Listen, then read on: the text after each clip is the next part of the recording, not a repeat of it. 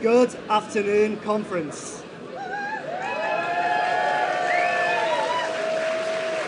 Is everybody excited to be here today? No. That is not the level of excitement I'm expecting to hear for record levels of membership. That's better. So, are we excited to get conference started? Awesome.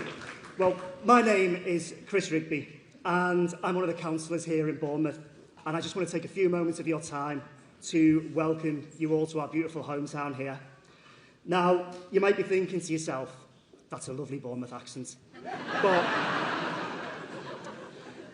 I'm not originally from here, but this is where I chose to call home for the last 16 years, and Bournemouth is truly a global town, with people moving here from all over the world. It might just be a few hundred miles for me, but for other people, it's much further. And in the face of rising nationalism across the country, I think it's important to say now, wherever you choose to call your home is your home.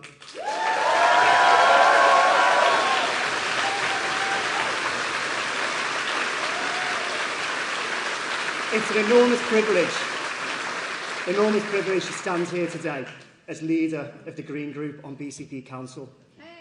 10 years ago, I was sat in this very building at my first Green Party conference, listening to my now ward colleague give this welcome speech. And since then, a lot has changed. In 2019, Bournemouth Council merged with Christchurch and Poole, our neighbours, to become BCP Council. And we went from having Simon Bull as one lone voice on the Council of Conservatives into doubling that and having two councillors. I know. In 2023, we had more elections and we tripled to 6 councillors on BCP Council. Now, our group still might be small, but we are punching way above our weight. As a group, we've worked to block the development of an incinerator. We've led on Palestinian solidarity locally, and we've pushed to get investigations into previously corrupt administrations. Between the 6 of us, we chair half of the Council's Overview and Scrutiny Committees and the Dorset Police and Crime Panel. And Simon, once our lone bull in a Tory shop, is now Vice Chair of BCP Council.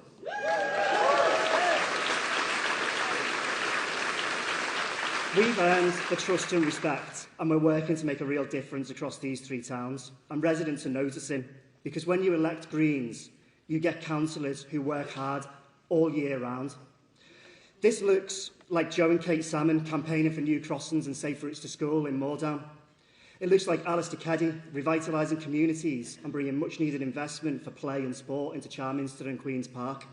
It looks like Sarah Armstrong creating a brand new neighbourhood forum and plant in Eastcliff and Springbourne. And Simon and myself bringing derelict green spaces back into use in Winton. It's no coincidence that all of these wards are bordering each other, and we like to call it the Green Heart of Bournemouth. So, these are just a few of the reasons that we're really proud of our town, and we want you to enjoy it this weekend. So while you're here, take a walk through the gardens, go down to the beach. We've definitely got the weather for it. Explore our award-winning nightlife. Take a look up at the architecture, which tells the history of the area. And definitely go into our fantastic independent venues, shops, restaurants. And most of all, come and talk to us. Come and talk to my council colleagues who are here somewhere. Our brilliant candidates and future councillors who are also here, and all of our local activists who make everything we do here possible. Thank you. Now, I've just got one more welcome to do, and that's to welcome someone to the stage. And this is one of our incredible Green MPs and former leader of the party, Carla Denyer.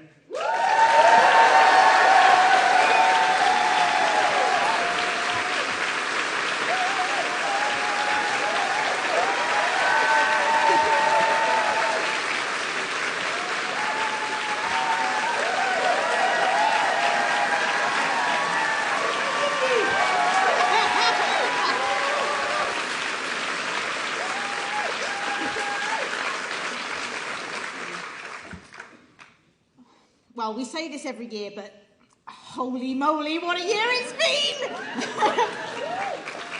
On behalf of all 4 Green MPs and the Green peers, I want to start by offering a massive warm welcome to the thousands of new members who've joined the Green Party. Welcome to your new Green family.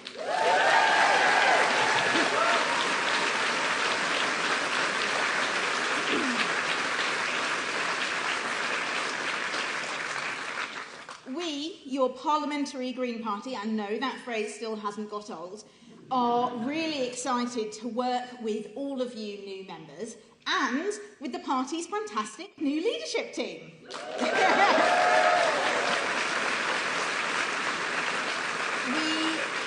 We are unified, focused and ready with a bold, refreshing, positive vision, ready to be the antidote to the creeping politics of hate, division and managed decline.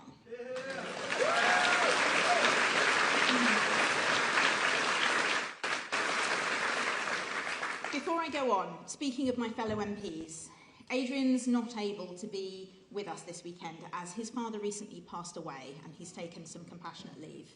The funeral actually coincides with conference, so I'm really thinking of Adrian at this difficult time and I'm sure the whole party wishes him well.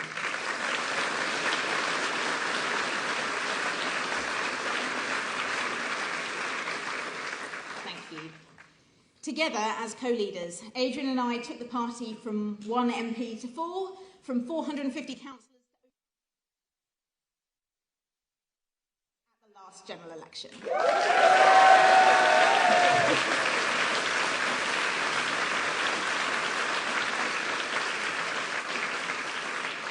But, as we all can see, that was just the start. Now, my guiding light, personally, has always been how can I make the biggest positive impacts?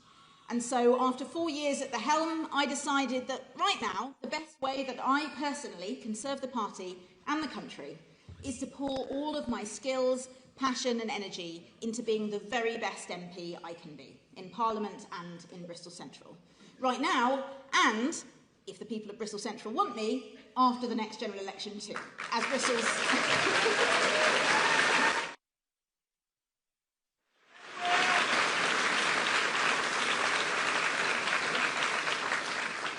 You know the rest, thank you. Now, on to the matter at hand. Because for Zack too, making the biggest positive impact is a huge part of what drives him. And in this turbulent political moment, not just here in the UK, but around the world, his courage and conviction are already making that difference. In so many ways, he embodies the values and the politics that make the Green Party so unique and so necessary. Zack will take us forward through sheer hard work with his vision for a brighter, fairer future, by making politics fun again and by being that all too rare thing, an inspiring leader who gives people hope.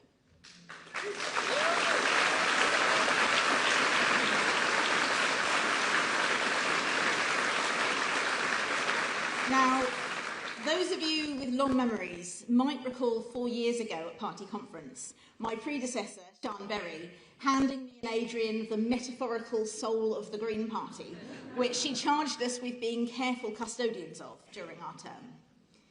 Thank you for entrusting me to help lead this party for the last 4 years. And I am now so proud to hand over the baton to a man I know is as passionate and excited about this next phase as each one of you. Conference, this is his moment. He's been nominated as one of Time magazine's top 100 most influential rising stars. Yes.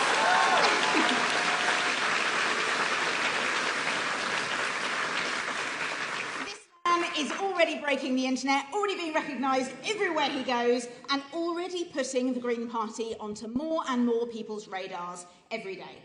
So please, welcome to the stage, the new leader of the Green Party, Zack Polanski!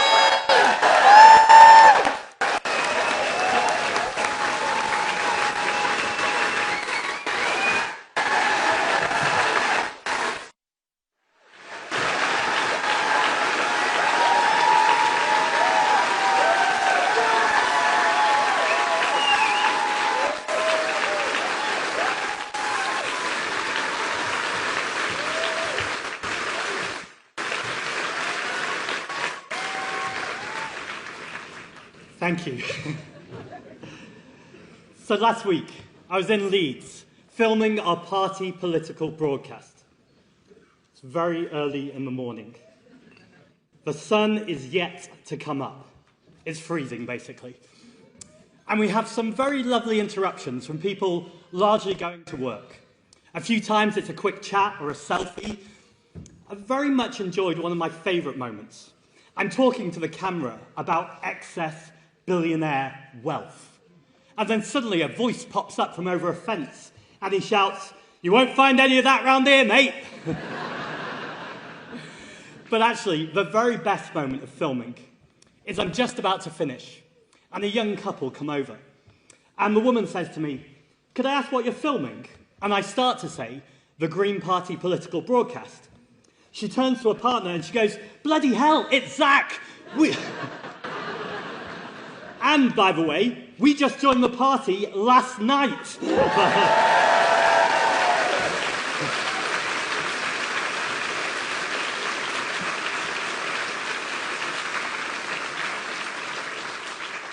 Now, I've got to be careful here. I can't personally promise to turn up on the doorstep of every single new member the morning after, but it was a very lovely moment. 30 days ago, you elected me to be the leader of this amazing party. What an immense privilege. And it's been pretty busy. From my very first day, where I went to meet a group of union migrant workers in the NHS, to standing here right now in front of you, the largest membership in Green Party history.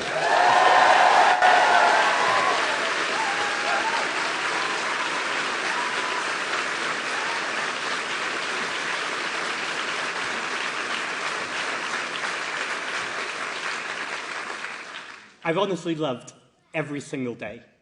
We said we'd build this movement, and that's exactly what we're all doing. I want to say a special welcome to every single person who has just joined the party in recent months. Over 22,000 of you, welcome!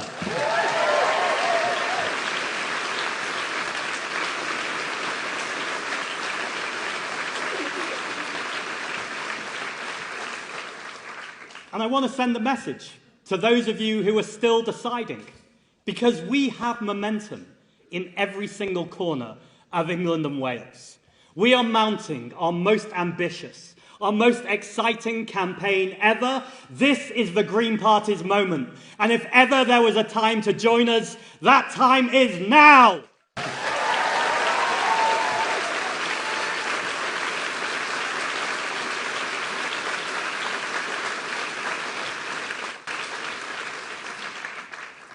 On the day I became leader, a journalist asked me a surprising question. They said, "Why did I look so sick as the results were announced?"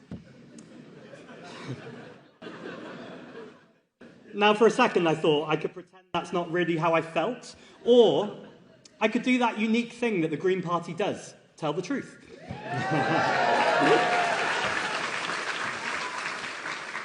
So I admitted, yes, I felt pretty sick. And then he said, "Why?" And the answer is obvious. It's the enormity of the task ahead. A failing government, a country where millions and millions of people are struggling to afford the basics. The far right, they're on the march. Now, you will be pleased to know that the sickness quickly passed. But the moment we're in has only got more serious, more urgent, more consequential. This is a country that has so much going for it, but we have been time and time again failed by a political class poisoned by extreme wealth. And you can see that poison every single day. Rough sleeping, it is up 164% since 2010. Half of renters are just one paycheck away from losing their home. Water companies, they're pumping sewage into our water and then charging us extra for that privilege. A country where we are all paying the cost of the selling off of our shared assets. £250 more.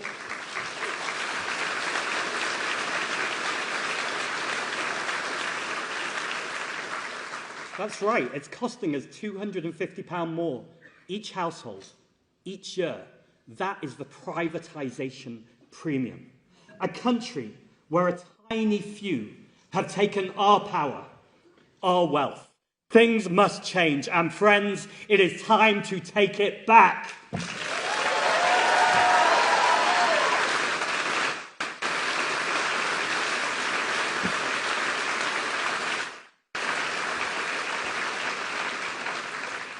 So on my first full day as leader, I went to Clacton.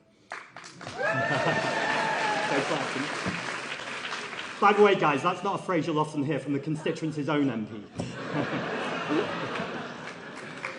And I spoke to people out on the street, and it was the same story over and over again.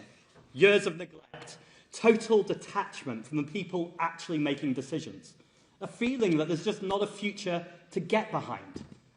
Well, that's where we come in, because everything we do between now and the next election must be bold. We have a vision for this place we call home. And boldness means connecting right now with how hard it is for so many people. It means listening, not just finger pointing. It means presenting not just a positive vision of the future, but what we can do right now. Because we are here to turn our country around. So, at every opportunity, from the doorstep to the TV studio, our message from the Green Party is this: we will bring down your bills, we will cut the cost of living, and we will protect our NHS.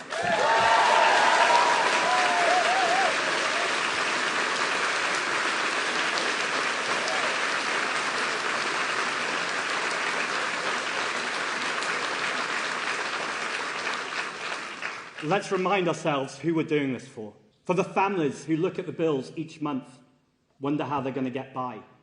For renters living in shoddy accommodation, they simply cannot take another rent hike. For the thousands and thousands of disabled people in the UK who have found themselves at the sharp end of brutal government cuts. Look, the truth is this, that these problems facing Britain are longer in the making than the managed decline of Starmer and Reeves, although they've certainly not helped. These issues are rooted in an economic model which is built on austerity and it's built on privatisation. But this party is clear. We will break the shackles of poverty and hardship that lock so many in. We will end Rip-Off Britain, and we will make sure that the very wealthiest pay more tax.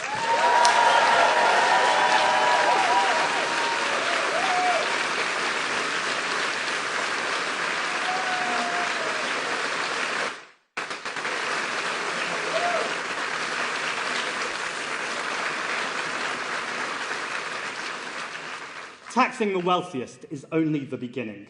Rip-Off Britain, it really hit home for me recently. I went to Wythenshawe, which is very close to where I grew up.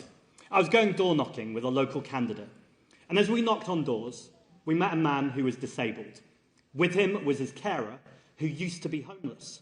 And we spoke about how hard everything is and how it just didn't feel like a single person was representing them.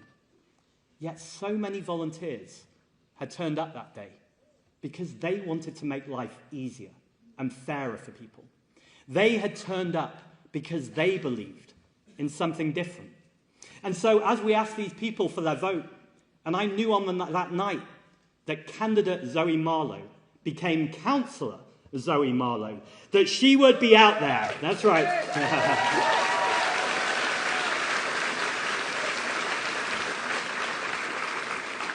We love a Zoe in this party. That she would be out there representing those people we met on the doorstep and all her residents who badly need representatives to help make this country one we can all afford to live in. We must end this failed privatisation experiment. It will save us money and stop the money we've all earned lining the pockets of shareholders. Water in public hands. Clean rivers, cheaper bills. And ending rip-off Britain does mean taxing the wealthiest to make Britain a country that everyone can afford.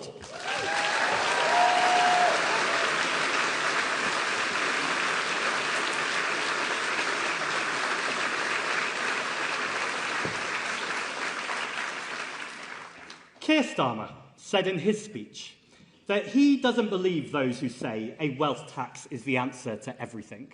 I'm not sure who he's listening to, because I'm not aware that anyone's actually ever said that. What we have repeatedly said is if you're in hock to vested interests and protecting the wealth of the super rich, you can't change anything meaningfully. And sometimes when you talk about taxing the assets of the 1%, you have people worried that you're talking about them. Hairdressers, plumbers, who are understandably saying, I've worked hard all my life. Why are you taxing me? Why are you taxing my ambition? We need to make sure that every single person in this country knows there will be people who go to sleep at night. And without lifting a finger, when they wake up, they will be richer, much richer. They will make more money in one night than everyone in this room could probably earn in an entire year. More than the whole of Bournemouth could earn in an entire year. That's why it's difficult to imagine, because it's obscene. So we are not talking about taxing hairdressers or plumbers or ambition. It is time for a party that will tax the assets of the 1% to reduce inequality so we can have a country with universal free childcare, funding for SEND education, rural bus routes, climate investments, tax the wealthiest, invest in our public services, bring down bills by ending privatisation. That's how we have a country we can all afford to live in.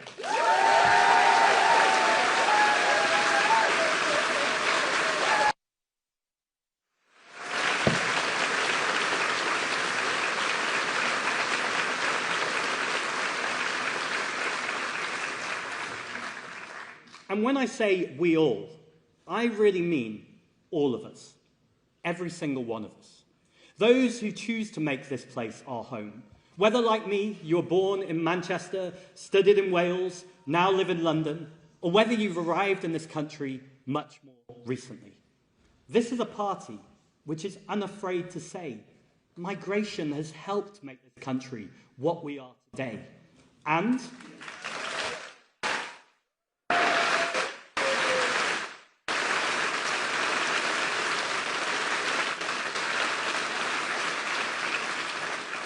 by the way, not just this country, but it's helped make this party too. I'm one of 5 Jewish people who have led a British political party in the last 100 years. That also means I want to spend a moment to mark yesterday's horrific terrorist attack. As a Jewish man raised in North Manchester, I feel this deeply, and my heart is with our community. More widely, I am literally the product of migration. It's why defending migrants matters so much to me. I want to tell you about a common Jewish experience. It's a tale as old as time. My Jewish ancestry, it's confusing and it's muddling because we were constantly on the run. But from what I can gather, my ancestors started in Latvia, in a Jewish town. But they fled because of pogroms. They fled to Ukraine, where they faced more pogroms. Then they ended up in Poland, where they faced the Nazis. Then they arrived in England and met anti-Semitism here too. They changed their name to sound more English, and I've changed it back. Because I know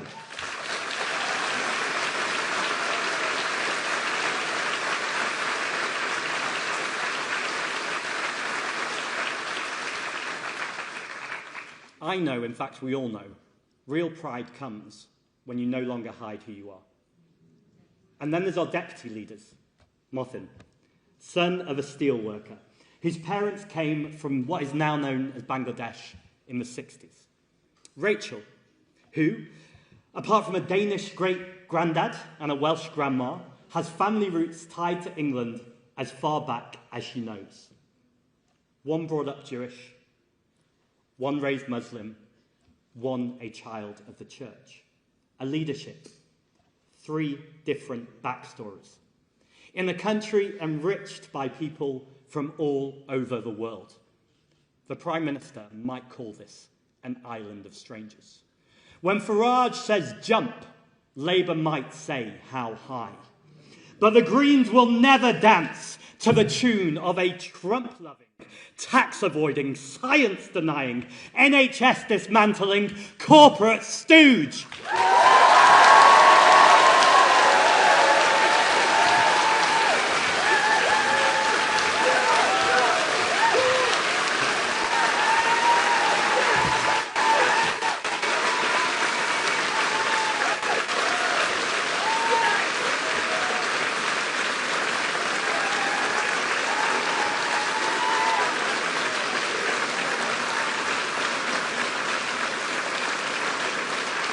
You might as well stay on your feet, because I'm going to say, we'll say it loud, we'll say it clear, migrants and refugees are welcome here!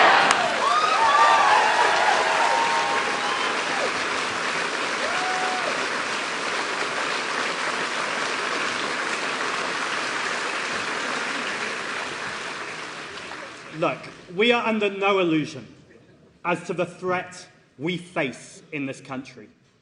A march in London addressed by a who's who of the far right. A party leading in the polls with plans to deport our friends, our neighbours, our family members. And a government, a Labour government, who are the handmaidens of this dangerous, deceitful politics. There is no easy way forwards. But the only way starts, and I literally mean the only way, it starts with building in our communities. There's nothing wrong with being proud of where we live. In fact, it should fill us all with pride.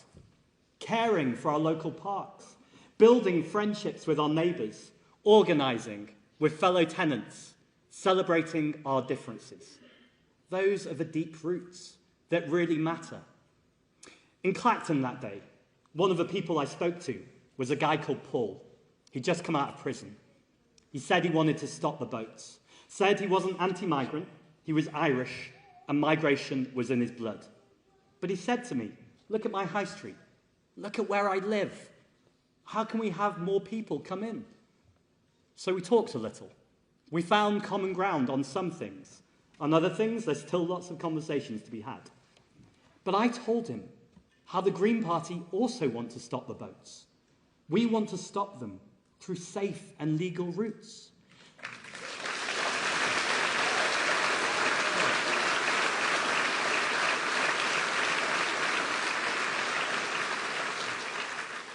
We talked some more. We talked about austerity and the consequences of decades of underinvestment in his community.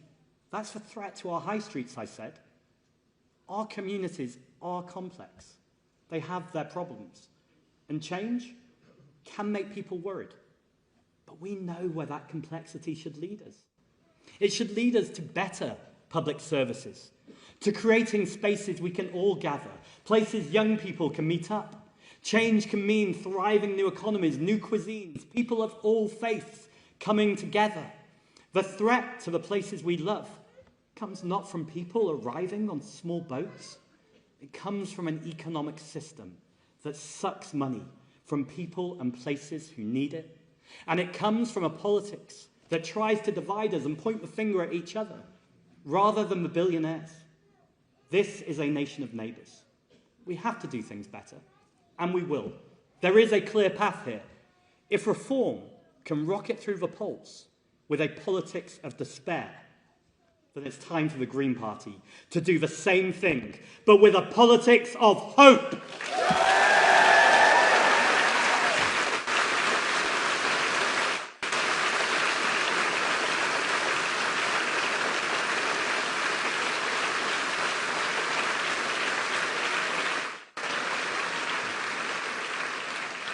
So we're going to be focusing day in day out on the cost of living. It makes me cry too. On making our country a place where we can all afford to live. But don't think for a moment our horizons are going to narrow.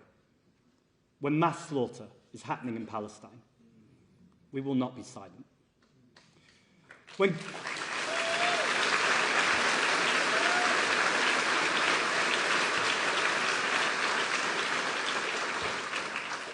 When governments try to silence dissent, we won't be silent.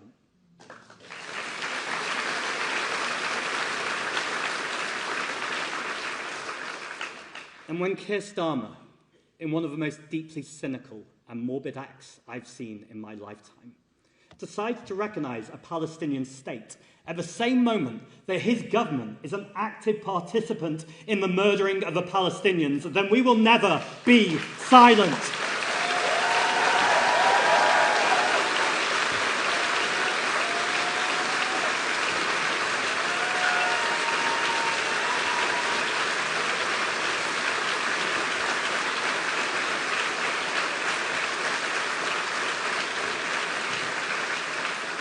Let it be heard across our country, but a call that is now echoing around the world.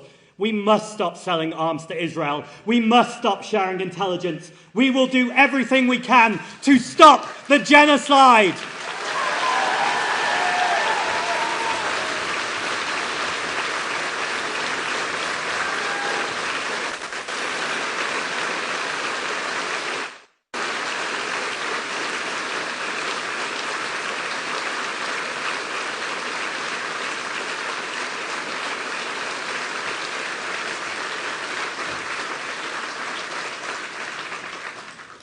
We cannot talk about stopping genocide without talking about the draconian crackdown on the right to protest, happening against those taking action for Palestine, using terrorist legislation to arrest hundreds and hundreds of protesters for simply holding up a sign.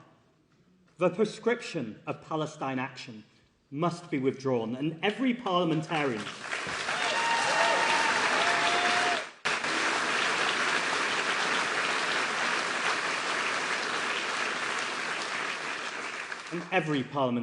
Labour, Tory, Reform, even Lib Dem, who failed to vote against it, need to hang their heads in shame.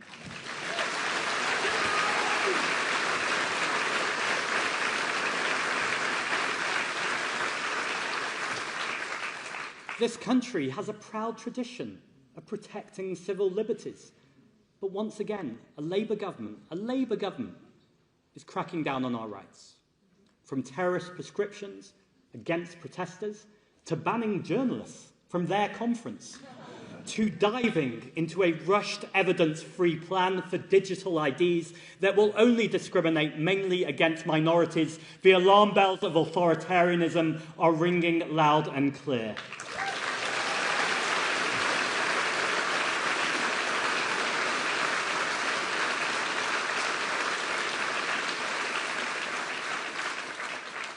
And so, my friends, it is down to us, the Green Party, to take a stand, say our rights, our liberties are non-negotiable, and we will do everything in our power to protect both our privacy and defend our juries.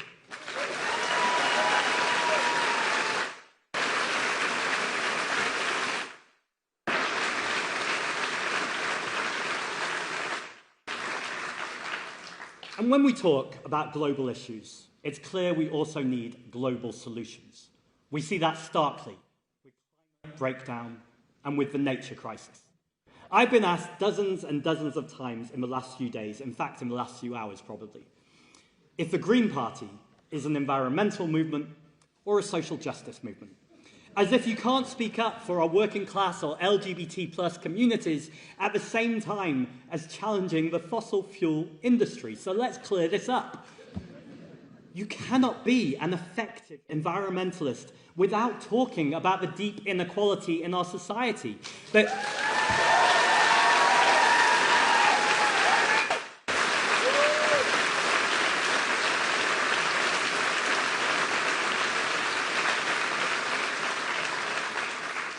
the climate crisis is also the cost of a living crisis, and it is hitting our poorest communities hardest.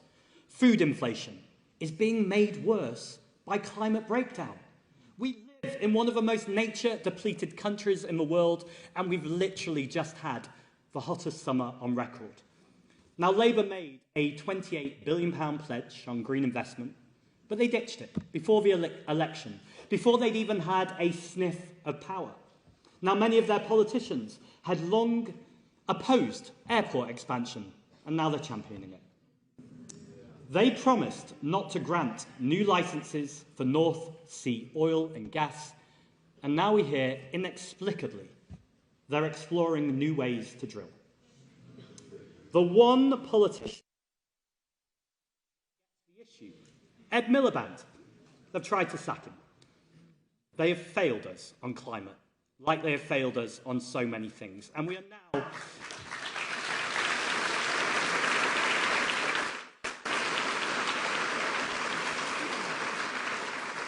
We're now past the point where we can hope they'll change course.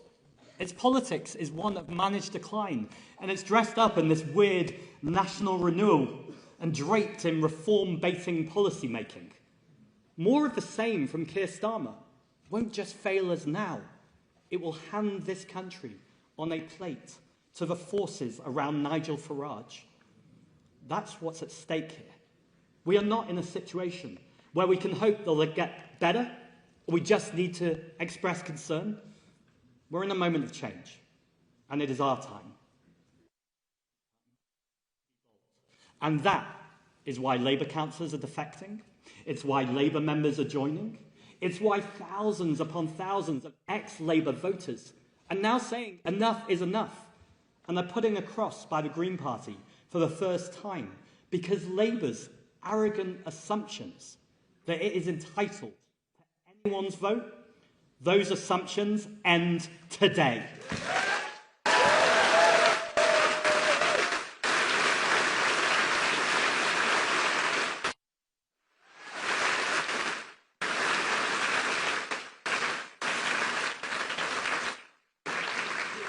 There are so many people in this country who need us right now.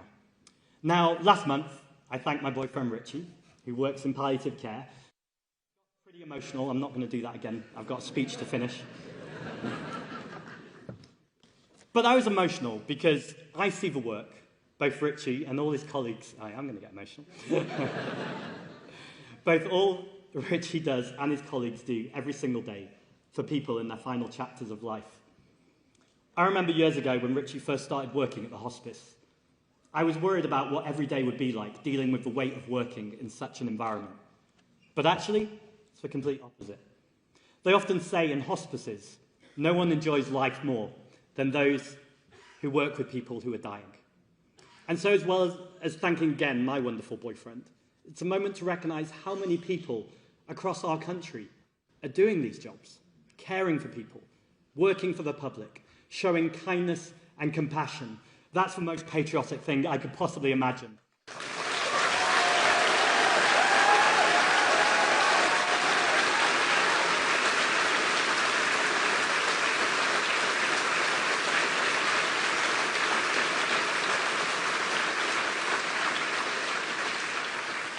And while I'm thanking people, I want to thank all the patriots working inside the Green Party, because you're all working towards the goal of a better country, from our MPs, our peers, our assembly members, our councillors, our staff team, all our volunteers, every single one of you for putting in this work for our country.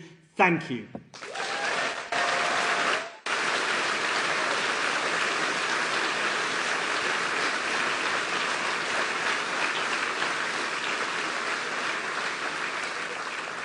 We've got a huge amount of work to do. In just a few months' time, we have an incredibly important set of elections, and our sights are set high. Look at next year alone, and get ready for some bold politics. We are fighting to win our first ever directly elected mayor in Hackney.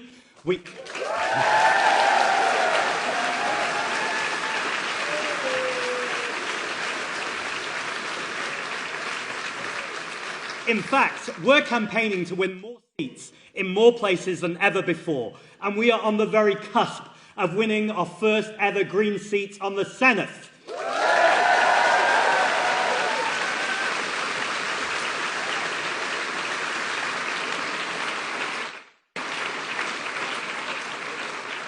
And that's just the first step. Piece by piece, brick by brick, we are building a party that represents every corner of this country, so that in 2029, or whenever the general election comes, we will be fighting to win more seats than ever before. We will convert our 39 second places into many new MPs. So whether it's Anthony Slaughter and Tessa Marshall in the Senate, or Zoe Garbutt and Dylan Law in Hackney, are the hundreds of people who we will turn into councillors, we are not messing around. We are here and we are ready to win.